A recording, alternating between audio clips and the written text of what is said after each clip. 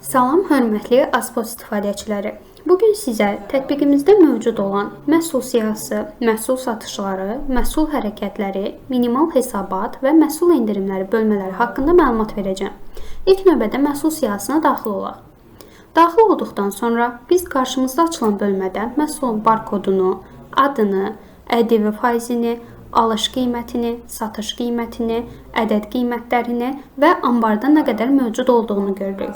Burada hər bir məhsul üçün ƏDV faizi 2%-dən hesablanır. Mən toplu şəkildə ƏDV-ni dəyişmək istəsəm, burada aşağıda ƏDV faizin yanındakı simgəyə klik etməliyəm. Bundan sonra həmin məhsulların hamısını hansı miqdarda ƏDV ilə satacağımı təyin edirəm. Məsələn, 18% ƏDV. Klik etdikdən sonra ƏDV dəyişə klik edirəm. Beləliklə, hər bir məhsul 18% ƏDV ilə satılacaq. İkinci bölmə isə məhsul satışlarıdır. Məhsul satışlarına daxil olduqda, buradan biz məhsulun kim tərəfdən satıldığını, kontragenti və tarix aralığını qeyd etməklə həmin məhsulun satışlarını görə bilirik. Məsələn, elektronika kateqoriyasından iPhone 4 miqdarda satılıb, alış məbləği 8000, satış qiyməti 2200 və satış məbləği 8800 manat göstərir.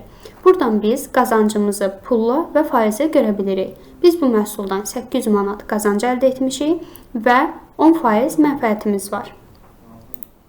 Növbəti bölmə isə minimal hesabat bölməsidir. Biz faktura girişindən məhsulu yaradanda, orada məhsulun hansı miqdardan aşağı düşdükdə ambarda görünməsini istəyirik, onu seçirik. Bu zaman, məsələn, orada qeyd etmişik ki, iPhone məhsulundan ambarda minimal 20-dən aşağı miqdar olanda bizə bildirsin. Buna görə də iPhone-un satışı olunub, satış olunduqdan sonra hal-hazırda ambarda 19 ədəd qaldığı üçün bu bölməyə düşür. Məhsul endirimləri bölməsi. Məhsul endirimləri bölməsində isə ilk növbədə biz məhsulu seçirik. Məsələn, məhsul olaraq mən AirPods-u seçirəm. Seçim etdikdən sonra endirimin növünü seçirəm. Yəni, mən bu məhsula faiz endirim etmək istəyirəm və ya məbləğ endirim etmək istəyirəm. Məsələn, faiz endirimi.